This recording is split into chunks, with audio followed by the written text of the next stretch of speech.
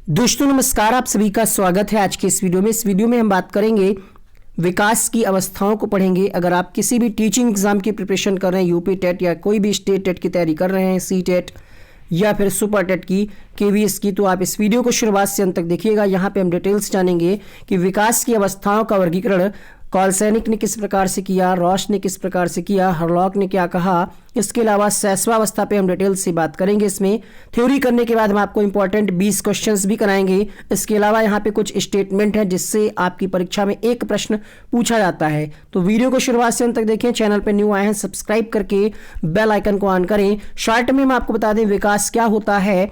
तो विकास एक सार्वभौमिक प्रक्रिया है, एक यूनिवर्सल प्रोसेस है। इसके अलावा विकास जन्म से ही यानी गर्भावस्था से ही विकास प्रारंभ हो जाता है और मृत्यु तक विकास की प्रक्रिया चलती है। ठीक है। और अगर हम बात करें अभिवृद्धि और विकास में अंतर क्या है, तो देखिएगा अभिवृद्धि जो है वो कुछ समय के बाद रुक जाती है, जबकि विकास निरंतर चलता रहता है। एक अलग से डिटेल वीडियो आएगा, डेडिकेटेड वीडियो, जिसमें हम डिटेल से चर्चा करेंगे विकास और अभिवृद्धि के अंतर को। फिलहाल हम बात करते हैं कि यहाँ पे कॉलसैनिक ने किस प्रकार से वर्गीकरण किया है। प्रश्न आपसे पूछता है कि किस मनोवैज्ञानिक ने विकास का जो विभाजन है, वर्गीकरण है, वो 8 अवस्थाओं के रूप में किया है। तो इनका नाम आता है कॉलसैनिक। या फिर ऐसे प्रश्न पूछ सकता है कॉलसैनिक के अनुसार किशोरावस्था की उम्र क्या है, तो 12 से 21 वर्ष।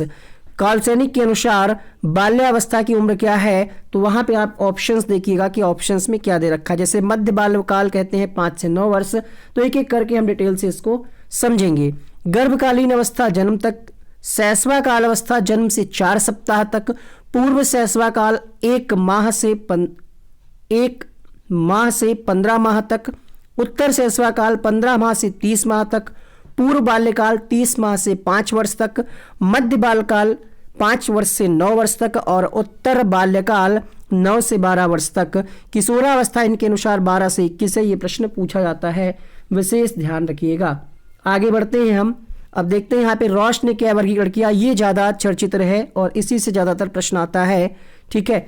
रॉश के अनुसार शैशवावस्था जन्म से 3 वर्ष मानी गई और पूर्व बाल्याकाल, इन्होंने बाल्यावस्था को 2 भागों में बांटा है, पूर्व बाल्यावस्था और उत्तर बाल्यावस्था।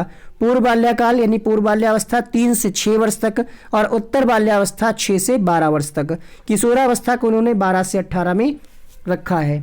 क्लियर हुई बात? इतनी इंपॉर्टेंट पॉइंट्स को आप अपनी कॉपी में नोट कर लें या फिर आप स्क्रीनशॉट ले लें। अब हम बात करेंगे हरलॉक ने किस प्रकार से वर्गीकरण किया है। तो हरलॉक ने क्या कहा, गर्भकालीन अवस्था जन्म तक, प्रारंभिक शैशवावस्था जन्म से 2 सप्ताह तक, उत्तर शैशवावस्था 14 माह से 2 वर्ष तक, बाल्यावस्था 2 वर्ष से 11 वर्ष तक इनके अनुसार है।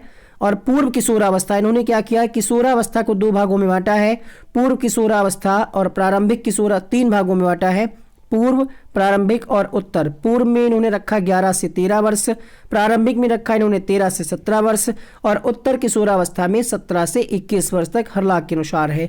जो सामान्य अवधारणा है, मतलब जब ऑप्शन में ना ही हरलॉक लिख करके आए ना ही रॉश लिख करके आए, तो आप क्या लगाएंगे, ध्यान रखिएगा। यहाँ पे जब किसी का भी नाम ना लिखा हो तो पूर्व जन्म काल जन्म से पूर्वावस्था कही जाती है, शैशवावस्था जन्म से 6 वर्ष तक, बाल्यावस्था 6 से 12 वर्ष तक, किशोरावस्था 12 से 18 वर्ष तक और प्रौढ़ावस्था 18 से ऊपर। ये आप अपने माइंड में रखिएगा। जब किसी का भी नाम ना लिखा हो किसी मनोवैज्ञानिक का, तो इस पैरामीटर के हिसाब से आप आंसर करेंगे। ठीक है। अब हम आज की इस वीडियो में डिटेल से बात करने वाले हैं शैशवावस्था के बारे में, जो कि जन्म से 6 वर्ष तक की है। ऐसे ही एक वीडियो में, एक वीडियो आपको बाल्यावस्था का मिल जाएगा, एक किशोरावस्था का और एक आगे इसके ऊपर की अवस्था से अगर प्रश्न आते हैं तो उसको भी कराया जाएगा। इसलिए आप चैनल को सब्सक्राइब कर लें। यूपी टेट की तैयारी कर रहे हो या फिर सी टेट की, किसी भी टीचिंग एग्जाम की, इसको आप जरूर देख लें। ठीक है।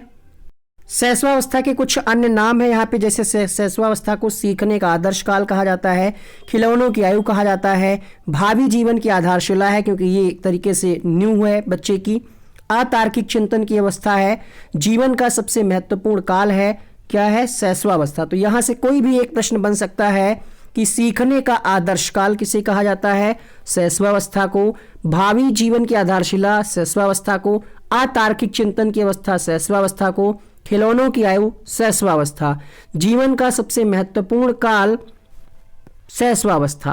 अब बात करते हैं इसकी विशेषताएं क्या हैं। तो विकास के विभिन्न पहलुओं यानी शारीरिक, मानसिक, संवेगात्मक, सामाजिक की दृष्टि से शैशवावस्था की कुछ विशेषताएं हैं। जैसे शारीरिक की अगर हम बात करें तो इस अवस्था में शारीरिक और मानसिक विकास काफ़ी तेजी से होता है। बच्चा जो भी चीज़ सीखता है उसको बहुत जल्दी समझ में आ जाता है, यानी यहाँ पे प्रोसेस क्या है, सीखने की प्रक्रिया तेज होती है। लिखा हुआ है पॉइंट नंबर 2 में कि सीखने की प्रक्रिया में तीव्रता होती है। बच्चा कल्पना जगत में विचरण करता है, सोचता रहता है, कल्पना करता रहता है, लेकिन यहाँ पे बच्चा तर्क नहीं लगा पाता, कल्पना करता रहता है। अर्थात हम ये कह सकते हैं इस अवस्था में बालक के अंदर कल्पना की अधिक सजीवता पाई जाती है, तरह तरह की कल्पनाएं करता है बच्चा।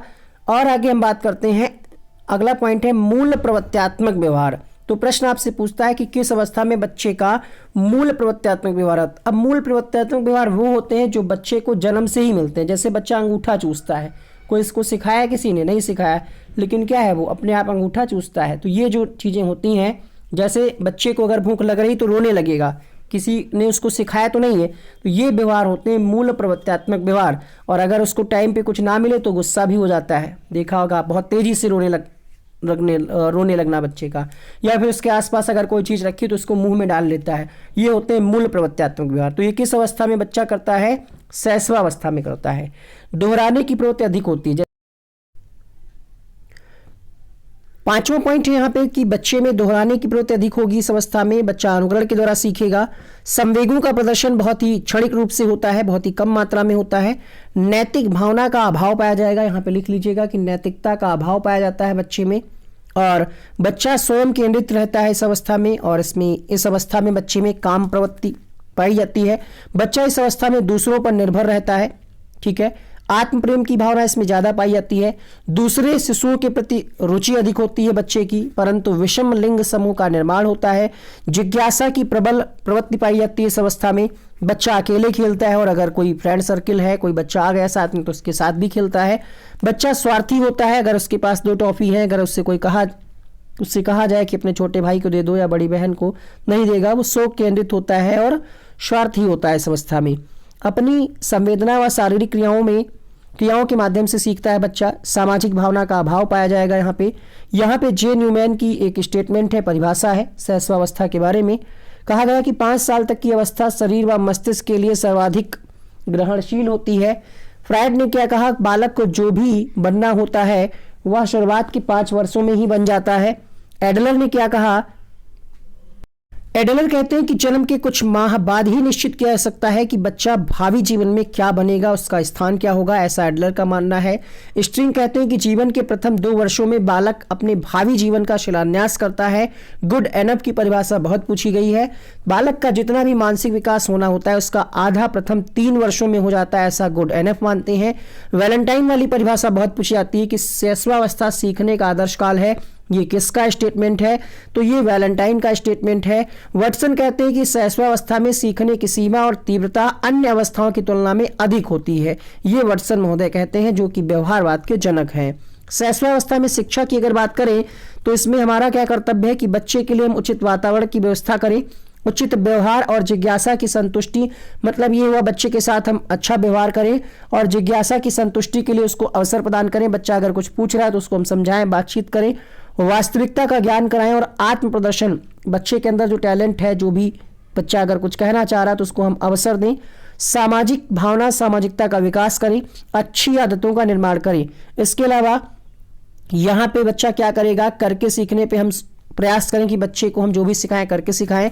ज्ञानेंद्रियों और कर्मेंद्रियों पर आधारित शिक्षा प्रदान करें, ठीक है। और ड्राइडेन क्या कहते हैं कि पहले हम हमारी आदतों का निर्माण करते हैं, उसके बाद आदतें हमारा निर्माण करती। बहुत अच्छी बात कही गई। रूसो ने क्या कहा कि बालक के हाथ, पैर, नेत्र उसके प्रारंभिक शिक्षक हैं और इन्हीं के द्वारा बच्चा शुरुआत के 5 वर्षों में पहचानता है चीज़ों को और याद करना सीखता है। रंगीन और सचित्र श्रव्य दृश्य सामग्री का शिक्षण हेतु प्रयोग किया जाए। इसके अलावा शैशवावस्था में अगर हम शारीरिक विकास की बात करें तो जन्म के समय जो बच्चे की लंबाई होती है वो 19.5 इंच होती है। हालांकि यहाँ पे एक और रिसर्च में ये पता चला कि लड़कों की लंबाई लड़कियों से 5.5 इंच, सॉरी 5 पॉइंट नहीं 0.5 इंच यानी आधा इंच ज़्यादा होती है।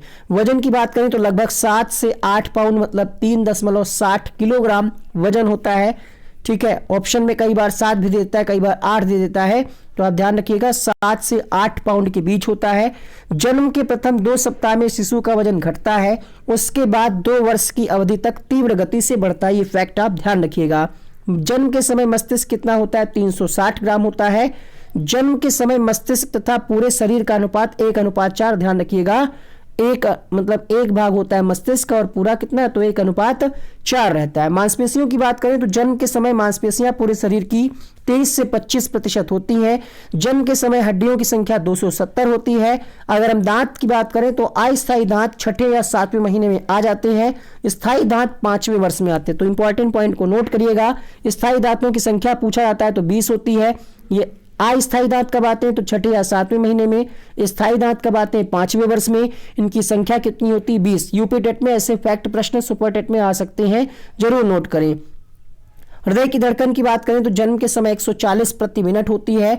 शैशवावस्था के अंतिम समय में 10 प्रति मिनट होती है और किशोरावस्था में 72 यानी 1 मिनट में 72 बार हृदय की धड़कन होती है। लड़कियों में 70, 1 मिनट में 70 बार हृदय धड़कता है। अब इससे संबंधित आपकी स्क्रीन पे फर्स्ट क्वेश्चन लिखा हुआ है। शैशवावस्था में बालक में पाया जाता है अनुकरण करना, सहयोग लेना, आश्रितता करना यानी बच्चा आश्रय लेता है किसी का। तो क्वेश्चन नंबर 1 आपके सामने ये सभी गुण पाए जाएंगे बच्चे में। शैशवावस्था में अनुकरण भी करता है, सहयोग द्वारा बच्चा सीखता है और आश्रित भी रहता है दूसरों पर। तो यहाँ पे डी ऑप्शन करेक्ट होगा। शिशु का विकास प्रारंभ होता है जन्म के पश्चात, किशोरावस्था में, बाल्यकाल में या फिर गर्भकाल में। तो बच्चे का विकास गर्भकाल में ही शुरू हो जाता है, इसलिए इसका ऑप्शन नंबर डी सही होगा। शैशवावस्था यहाँ पे उम्र पूछी जा रही है। जन्म से 4 वर्ष, जन्म से 5 वर्ष, जन्म से 7 वर्ष या फिर इनमें से कोई नहीं। क्वेश्चन नंबर 3 यहाँ पे दिए गए विकल्पों के हिसाब से हम लगाएंगे जन्म से 5 वर्ष, ऑप्शन नंबर बी सही होगा। संवेगात्मक विकास में किस अवस्था में तीव्र परिवर्तन होता है? शिशु अवस्था, युवावस्था, बाल्यावस्था, किशोरावस्था। क्वेश्चन नंबर 4 आंसर होगा यहाँ पे संवेगात्मक विकास में संवेगों में जो तीव्र परिवर्तन होता है वो होता है किशोरावस्था की विशेषता है। 4 का यहाँ पे ऑप्शन नंबर डी सही होगा। 5वां प्रश्न आपकी स्क्रीन पे, शैशवा काल में बालक का व्यवहार कैसा होता है? Question number 5। तो शैशवा काल में बच्चे का व्यवहार मूल प्रवृत्त्यात्मक होता है। डी विकल्प यहाँ पे सही होगा। अतार्किक चिंतन की अवस्था है 2 से 7, 7 से 12, 12 से 15, उपरोक्त में से कोई नहीं। तो जो शैशवा अवस्था होती है वही अतार्किक चिंतन की अवस्था होती है, इसलिए इसका आंसर होगा ऑप्शन नंबर ए अर्थात 2 से 7 वर्ष। फ्रायड ने काम शक्ति को क्या नाम दिया है? प्रश्न संख्या 7। संवेग, लिबिडो, नार्सिज्म या फिर उपरोक्त सभी। उत्तर होगा यहाँ पे लिबिडो, ऑप्शन नंबर बी यहाँ पे करेक्ट होगा। अगला प्रश्न देखिएगा, किशोरावस्था शैशवावस्था की पुनरावृत्ति है, ये किसने कहा? क्वेश्चन नंबर 8 आपके सामने। ये जॉन्स का कथन है, यहाँ पे पहला ऑप्शन करेक्ट होगा।